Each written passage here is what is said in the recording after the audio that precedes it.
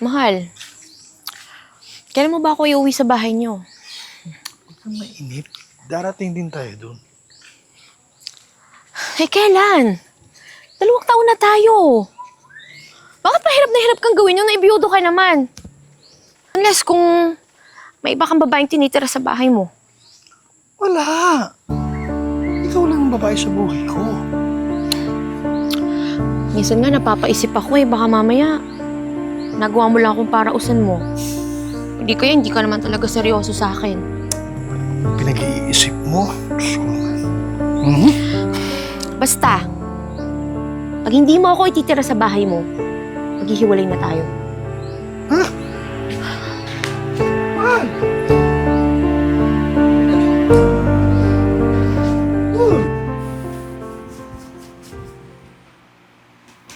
Ryan! Ryan! Mag-usap muna tayo. May asikasuhin pa ho ako. Mag-usap muna tayo! Maupo ka! Maupo ka! Hindi pwedeng ganyan. Hindi pwedeng iniiwas-iwasan mo ako, ginaganon-ganon mo lang ako dito sa loob ng pamamahay ko. Oo, hindi naging maganda relasyon nating mag-ama. Pero sa akin ka pa rin umaasa. Ako pa rin ang bumubuhay sa'yo. May gusto ba kayong sabihin? Diretsahin niyo na ako. Iuuwi ko na si Doyen dito. Doyen? Sino? Yung babae niyo sa kabaret? Magdahanda ka ng pananalita. Lalo tigit pag nandito si Doyen. Matuto ka rumispeto. Buti pang kabit nire-respeto niyo. Samantalang si Mama, nawala ng dahil sa kalupitan ninyo. Huwag mo akong sasagutin ng ganyan. Ama mo pa rin ako. Kung hindi ka masaya dito, kung hindi mo maatim na makita ang pagmumukha ko araw-araw, bukas ang pintuan. Pwede kang umalis kahit kailan. Pasensya na ho. Yan! Mabuti yung malinaw. Alam mo kung saan ka lulugar sa pamamahay ko.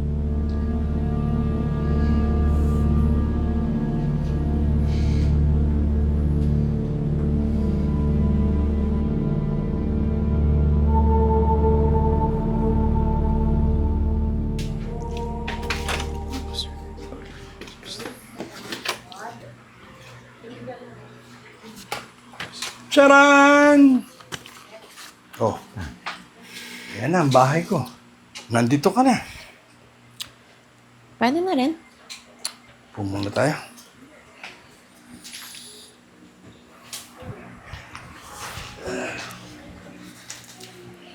Mahal, sa wakas, dinala mo rin ako dito sa bahay mo.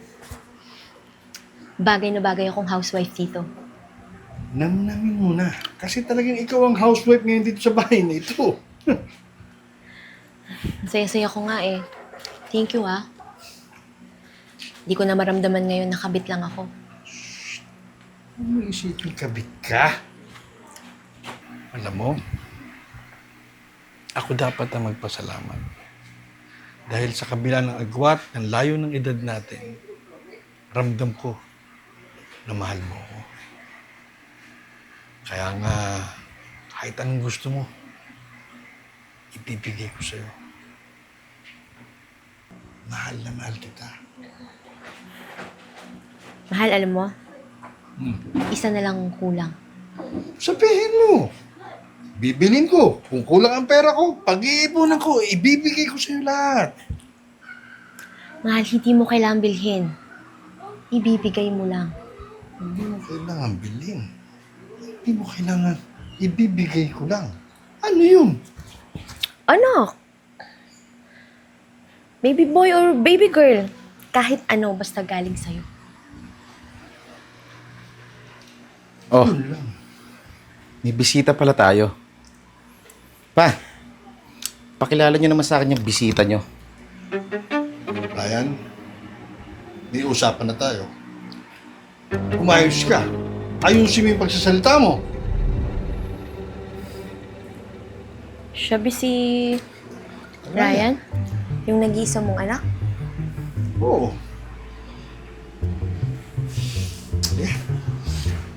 Doon na muna tayo sa kwarto at nang makapagpahinga.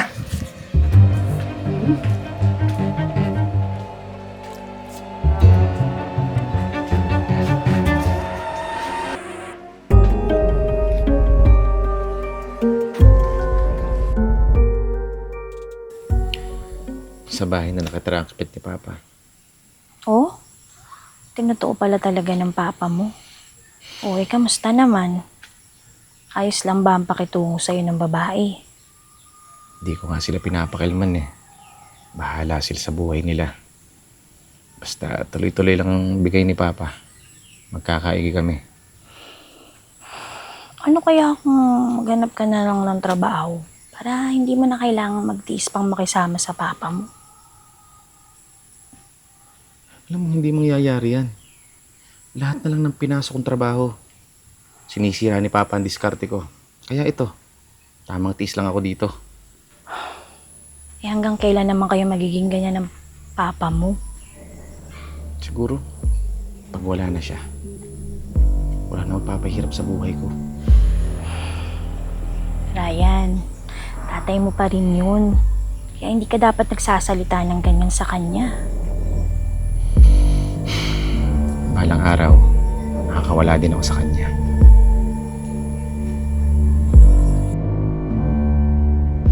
Sir, good morning.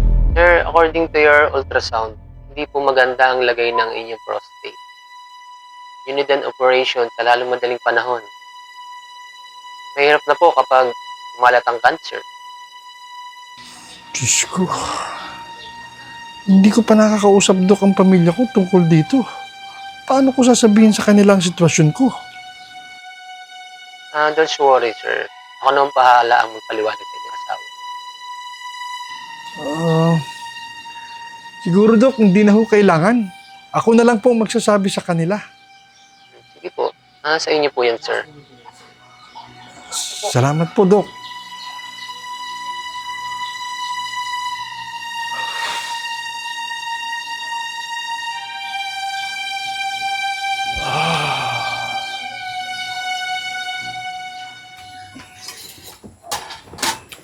Sarap talagang magluto ng mahal ko.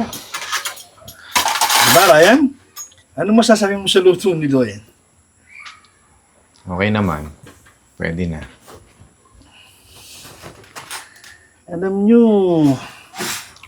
araw-araw na tayo magkasama dito sa bahay.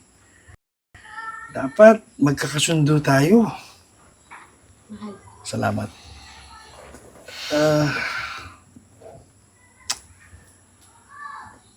Doyen, Ryan, umpisa ko na sa iyo, anak. Dapat matuto mo nang tanggapin si Doyen dahil siya ang bago kong asawa. At ikaw naman, Doyen, ipagtiyagaan mo na tong anak ko. Pag-aralan mo na rin tanggapin kasi nag-iisa kong anak yan. Kakailanganin niyo ang bawat isa. Lalo na pag wala na ako. Mahal? Anong sinasabi mong pag mawawala ka? Tanggapin na natin. Matanda na ako. Ni wala na nga akong kapasidad para bigyan ka ng anak eh. At saka sa kalagayan ko ngayon, may maluba akong karamdaman. Nag-positive ako sa prostate cancer. Pa, nagbibiro ka ba? Mukha ba akong nagbibiro, anak? Mukha ba? Mahal, ayoko ng ganyang usapan. Alam mo, hindi ko kakayanin pag nawala ka.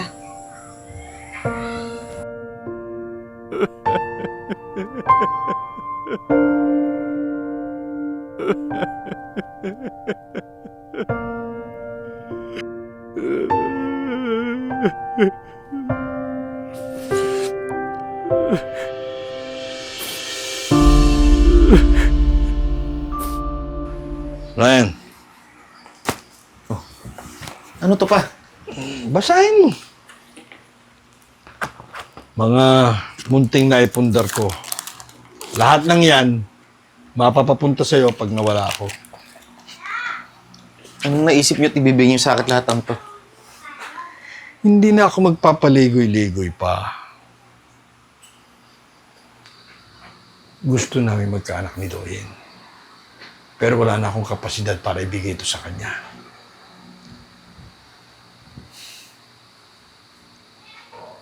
Anak kita, gusto ko, dugot laman ko pa rin. Kaya buntisin mo si Doyen. Pa, Para sa akin. anong kalokohan to? Ano naman gusto mo? Mapunta sa iba ang lahat ng ipinundar ko. Para din sa iyo lahat yan. At inisip niyo talaga na gagawin ko yung gusto niyo? Ako pa rin ang ama mo. Ako pa rin ang masusunod. Wala kang magagawa.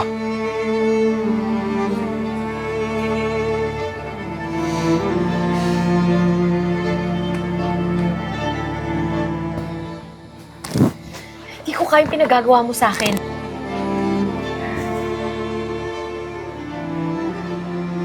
Anong akala mo sa akin? Baby maker? Na kung kani-kanino lang pwede magpaanak? Anak ko si Ryan. Kadugo ko siya. Di ba gusto nating magkaanak? Para sa'yo to. Para sa ating dalawa. Gusto ko makita ang anak ko bago ko mawala sa mundo. Sa pamamagitan ni Ryan. Alam mo, di ko alam kung anong dapat ko maramdaman eh. Galit ba o awa?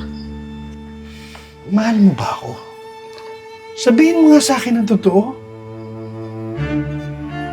Alam mo kung gaano kita kamahal.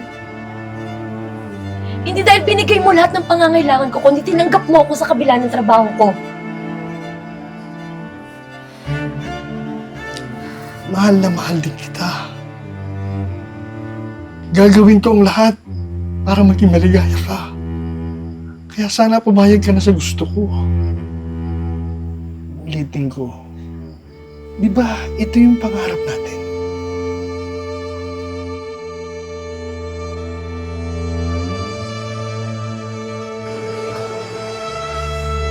Mahal. Huwag na natin gawin to. Kausap, huwag na natin ituloy. Hindi na magtatagal ito. Oras na may mabuo sa sinapupunan mo. Tapos na. Mabubuo na tayong tatlo. Ikaw, ako, at ang magiging anak natin.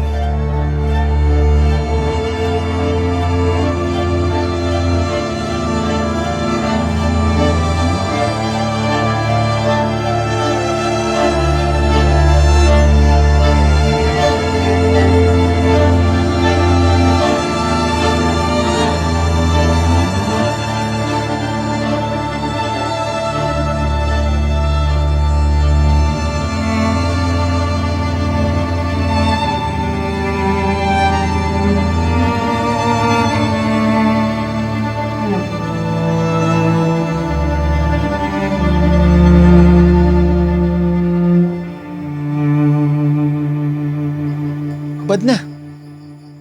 Ano? Magtititigan lang tayo dito? Huwag mong iisipin na gusto ko to. So sa tingin mo gusto ko rin to? At wala akong pakialam kung gusto mo o hindi. Gusto mo ba ako maghubad pa sa'yo? Huwag mo akong hahawakan. Tanga ka ba? Paano ko mabubuntis kung hindi kita hahawakan?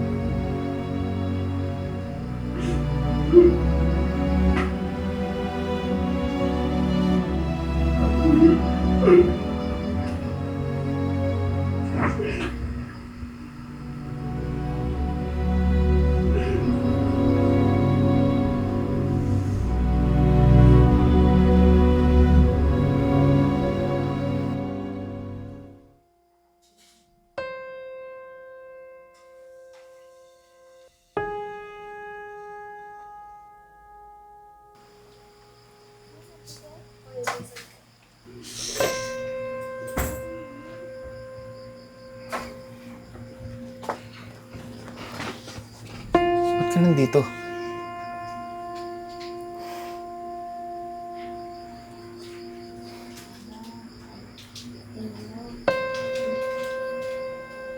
Hindi ko nakasalanan to.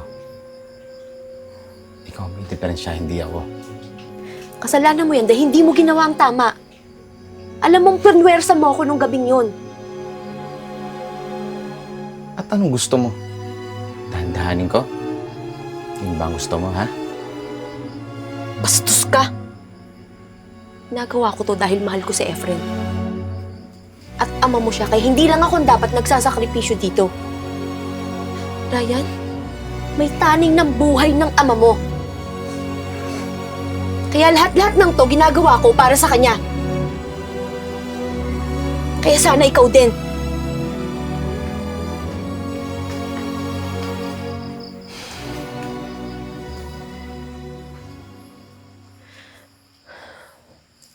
Mahal,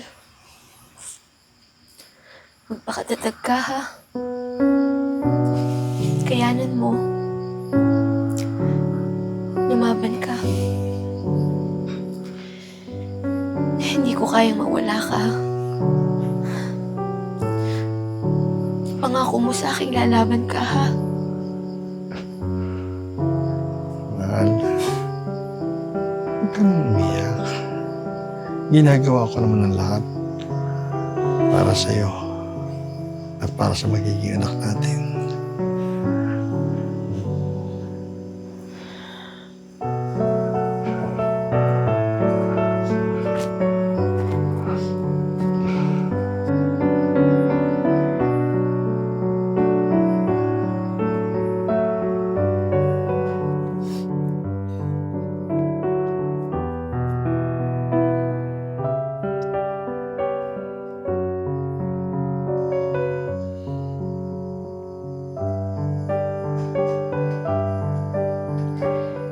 Gagawin ulit natin para sa ama mo.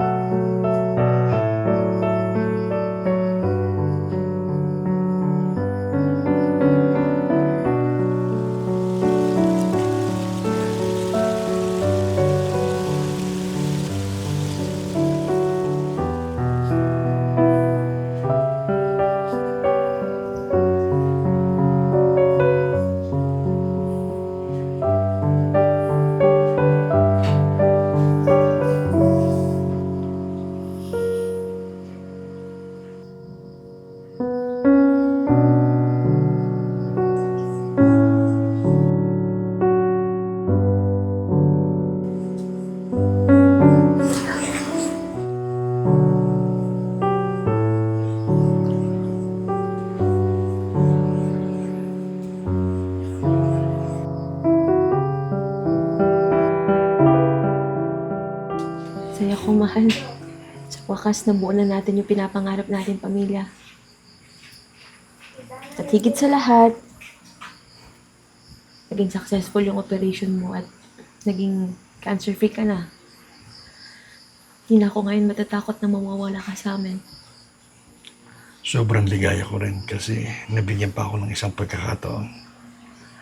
Isang pagkakataon para itama ang lahat ng pagkakamali sa buhay ko.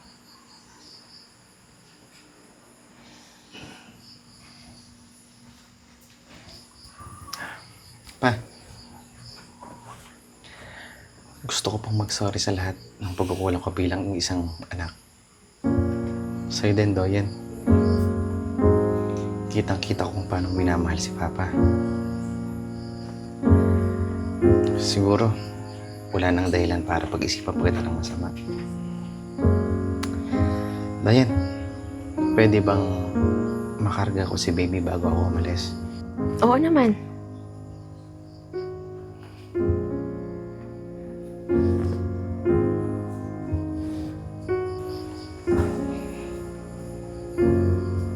Pogi ah.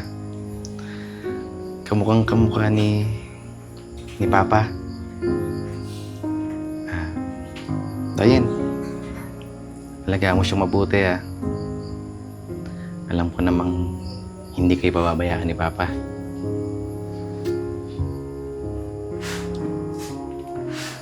Ayan anak, maraming salamat sa pagsasakripisyo mo para sa akin. Tanggapin mo ito. Kahit man lang dyan makabawi ako sa lahat ng pagkukulang ko sa'yo. Patawarin mo ako, anak. Pa, maraming salamat po dito, ha. Siguro, napapanahon na rin pong bumuo kami ni Jing ng sarili naming pamilya.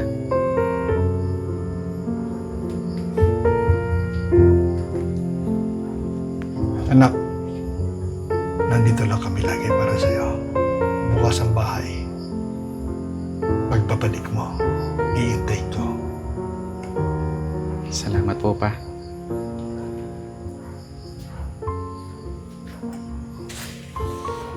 Salamat, Ryan.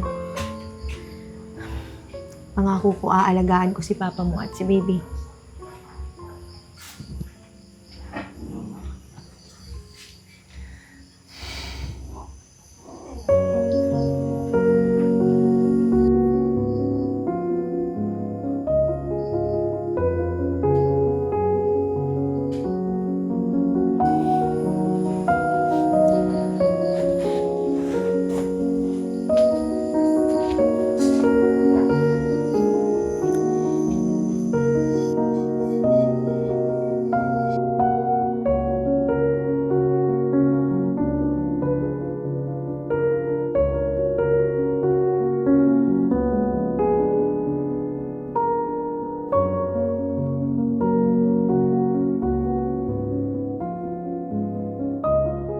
Hello everyone! Quick shoutout lang po sa aming mga viewers na sina Sarah Daton, Jezebel Prado, Marlita Perez, Billy Oloroso, Eleanor Hilario from Thailand. Happy watching din po kay Marilyn Navarro, Adela Corpus, Maximo Casalang, Eduardo Ignacio from Iloilo, Alfredo Sanchez, Marilyn Entelizo from Davao City. Shoutout kay Liz Channel, Victoria Awit from the Pitan City, Mark Hill Davis from Plaridel, Bulacan, Mrs. Cherry Ocampo Aduyan, Mr. Andrew Ocampo Aduyan from Batasan Hills, Quezon City. And big shoutout po kay na Angelita Abigitero from Dubai, Juanito Kitlong from Qatar, Janet Delfin, Nelia Lapata Baleta, at Edgar Paderes. Sheesh! Hello po, shoutout po kay Samuel Ricafort from Hong Kong, Rodilo Cabaubao, Nitz Pagdanganan, Resina Barlomento from Binangonan Rizal, and MJ Ponsalan. Hi! Shoutout po kay Helen Malinaw from Masinloc, Zambales, Auntie Virgie from Netherlands, Balyonado family from Parañaque, Jocelyn Abarquez, and Estrella Mauro. Thank you for watching New Films Production! Please subscribe, Like and leave your comments. Thank you guys. Bye!